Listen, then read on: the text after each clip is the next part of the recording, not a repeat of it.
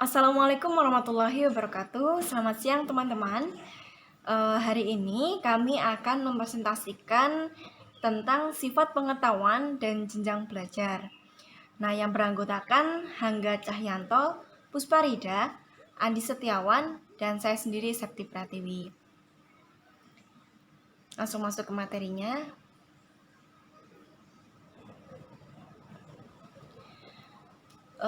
Pengertian sifat pengetahuan. Pengetahuan adalah informasi atau maklumat yang diketahui atau disadari oleh seseorang. Pengetahuan adalah reaksi dari manusia atas rangsangan oleh alam sekitar melalui sentuhan, melalui objek, dengan indera, dan pengetahuan merupakan hasil yang setelah orang melakukan penginderaan sebuah objek tertentu.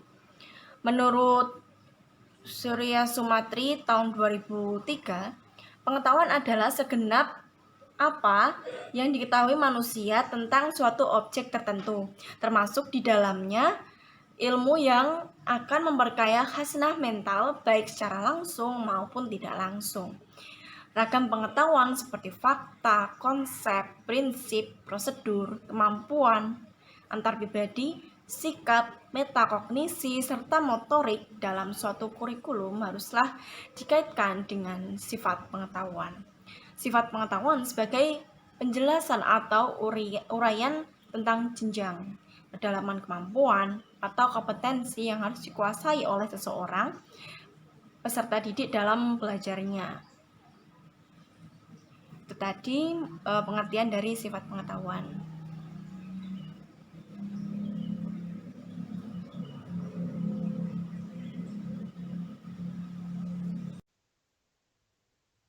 Selanjutnya kita akan membahas sifat pengetahuan. Setiap sifat pengetahuan mengandung seluruh atau sebagian ragam pengetahuan. Adapun ilmu pengetahuan memiliki beberapa sifat, yaitu yang pertama terbuka. Ilmu pengetahuan terbuka bagi kritik, sanggahan, atau revisi baru dalam suatu dialog ilmiah sehingga menjadi dinamis. Yang kedua, milik umum. Ilmu pengetahuan bukan milik individual tertentu termasuk para penemu teori atau hukum. Semua orang bisa menguji kebenarannya, memakai, dan menyebarkannya. Yang ketiga adalah objektif. Kebenaran ilmu pengetahuan sifatnya objektif. Kebenaran suatu teori, paradigma, atau aksioma harus didukung oleh fakta-fakta yang berupa kenyataan. Yang terakhir bersifat relatif. Kebenaran yang dihasilkan bersifat relatif atau tidak mutlak. Tidak ada kebenaran yang absolut yang tidak terbantahkan. Tidak ada kepastian kebenaran, yang ada hanya tingkat probabilitas yang tinggi. Selanjutnya adalah ragam pengetahuan. Di sini ada 4. Yang pertama adalah pengetahuan inti. Pengetahuan inti adalah pengetahuan yang menjadi tumpuan untuk penugasan suatu kompetensi dasar tertentu. Yang kedua adalah pengetahuan prasyarat. Pengetahuan prasyarat merupakan pengetahuan yang menjadi landasan berpikir pengetahuan inti yang harus dikuasai sebelumnya sehingga dapat menguasai kompetensi dari pengetahuan inti. Yang ketiga, pengetahuan lanjutan. Pengetahuan lanjutan merupakan jenjang pengetahuan yang terbilang lebih sulit dan mendalam. Yang keempat adalah pengetahuan pendukung. Di sini sebagai pengayaan atau enrichment dalam pengetahuan inti dan lanjutan yang untuk dikuasai. Kedudukannya dinamis, tidak tergantung salah satu sifat pengetahuan yang lain, serta dapat disampaikan setelah dapat menguasai pengetahuan inti atau lanjutan dan juga dapat berdiri sendiri. Ciri-ciri ilmu pengetahuan ada 6. Yang pertama adalah sistematis. Sistematis mengandung makna ilmu pengetahuan disusun secara berurutan atau teratur yang memiliki fakta-fakta penting yang saling berkaitan. Yang kedua adalah objektif. Berarti menjelaskan apa adanya sesuai dengan fenomena yang terjadi. Yang ketiga adalah rasional. Yang bermakna bersumber pada pemikiran rasio yang mematuhi kaidah-kaidah logika. Yang keempat adalah general. Bermakna kualitas ilmu pengetahuan dapat merangkum keseluruhan fenomena yang bersifat umum. Yang kelima adalah reliable. Bermakna dapat diperiksa kebenarannya, diselidiki kembali, atau diuji ulang oleh setiap anggota lainnya dari masyarakat ilmuwan. Yang terakhir adalah komunitas. Artinya dapat diterima secara umum setelah diuji kebenarannya oleh ilmuwan. Pengertian jenjang belajar dan kompetensi. Proses belajar yang terjadi dalam diri seseorang untuk mencerna berbagai ragam pengetahuan sangat rumit, tidak sekaligus terjadi, melainkan secara bertahap, berkembang terus-menerus. Waktu, kematangan atau kesiapan mental pembelajar, lingkungan belajar, serta tingkat kesulitan materi sangat berpengaruh terhadap laju belajar. Untuk pengertian jenjang belajar. Jenjang belajar menunjukkan tingkat kesulitan dan kedalaman penguasaan pengetahuan melalui berbagai pendekatan seperti penerapan berbagai metode belajar serta medianya. Jenjang belajar diperlukan karena desainer pembelajaran harus memutuskan bagaimana penyajian materi atau ragam pengetahuan yang memudahkan dan membantu mempercepat terjadinya proses belajar. Kompetensi adalah kata baru dalam bahasa Indonesia yang artinya setara dengan kemampuan atau pangabisa dalam bahasa Sunda. Bagi guru yang dimaksud dengan kompetensi pedagogik adalah kemampuan mengelola pembelajaran peserta didik. Selanjutnya, siswa yang telah memiliki kompetensi mengandung arti bahwa siswa telah memahami, memaknai, dan memanfaatkan materi pelajaran yang telah dipelajarinya. Oke, selamat siang. Oke, belajar memang terjadi secara bertahap atau berjenjang. Jenjang belajar menunjukkan tingkat kesulitan dan kedalaman penguasaan pengetahuan melalui berbagai pendekatan sebagai penerapan berbagai metode belajar serta medianya. Jenjang belajar diperlukan karena desainer pembelajaran harus memutuskan bagaimana penyajian materi atau ragam pengetahuan yang memudahkan dan membantu mempercepat terjadinya proses belajar. Biasanya ya, jenjang belajar terendah disajikan untuk mengawali proses belajar seseorang. Secara bertahap, penyajian akan dilanjut ke jenjang belajar yang lebih sulit lagi.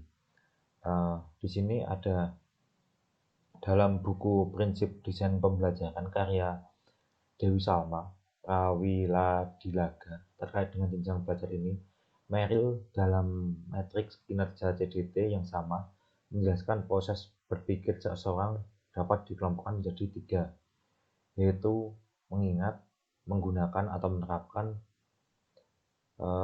dan menemukan.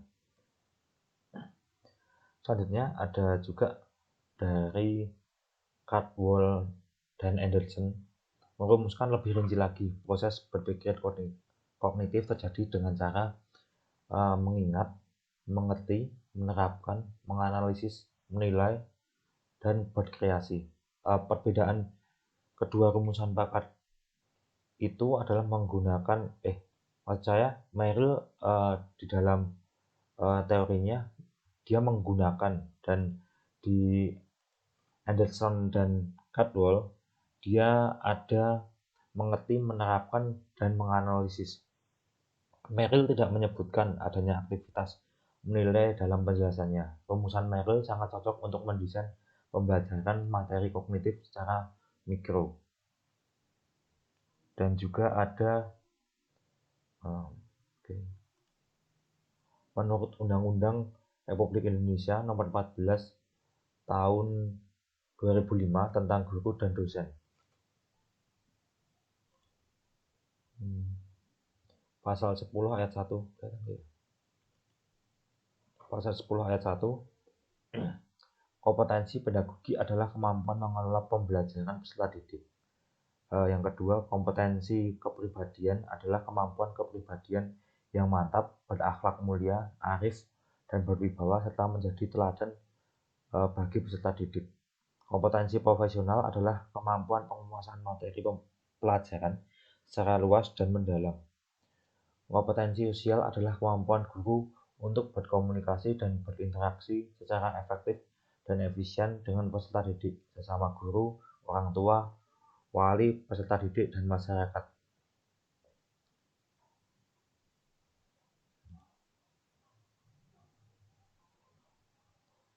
Eh,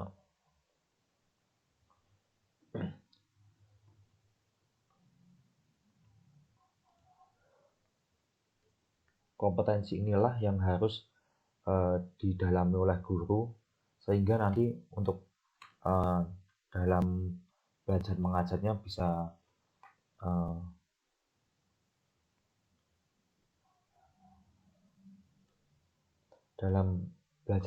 bisa lancar dan kompetensi yang pedagogi kepribadian profesional dan sosial ini bisa tersalurkan kepada siswa-siswanya seperti itu. Dan di sini ada lagi dalam buku ilmu pembelajaran Newman S. Degeng Recruit tahun 1983 mengidentifikasi 7 jenis kemampuan awal yang dapat dipakai untuk memudahkan perolehan, pengorganisasian, dan pengungkapan kembali pengetahuan baru.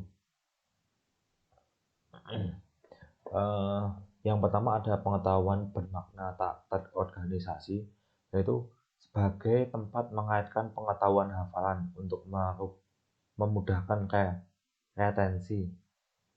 Yang kedua ada pengetahuan analogis. Nah ini pengetahuan baru dengan pengetahuan lain yang amat serupa, yang berupa di luar isi yang sedang dibicarakan.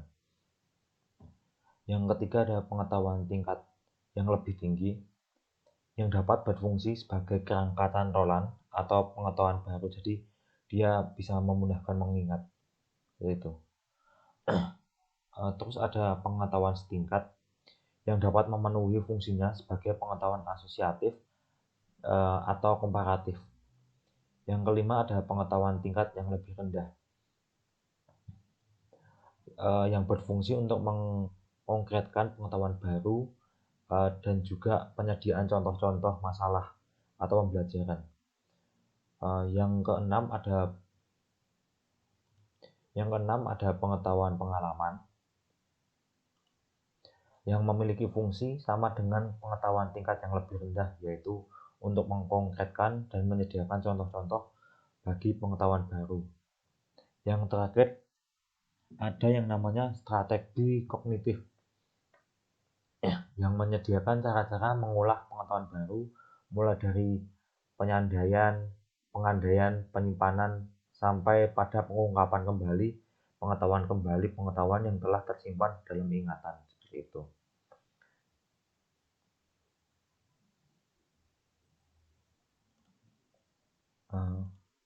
Mungkin itu saja presentasi dari kami. Mungkin kesimpulannya, sifat pengetahuan harus dicapai sesuai urutannya sehingga peserta didik dapat mengikuti pengetahuan selanjutnya yang harus dipelajari. Pemahaman dan penerapan pengorganisasian pembelajaran tentang jenjang belajar menunjukkan seberapa tingkat kesulitan kedalaman materi atau pengetahuan yang akan dipelajari sehingga dapat digunakan media atau pendekatan pembelajaran supaya tujuan tercapai. Pendidik maupun teknisi pendidikan harus menguasai hal tersebut supaya pembelajaran dapat tertata dan dapat dilaksanakan secara berurutan. Maka dari itu, makalah ini atau presentasi kali ini kami paparkan seperti itu. Mungkin itu saja. Jika ada kurang lebihnya kami mohon maaf. Wabillahi taufiq wal hidayah. Wassalamualaikum warahmatullahi wabarakatuh.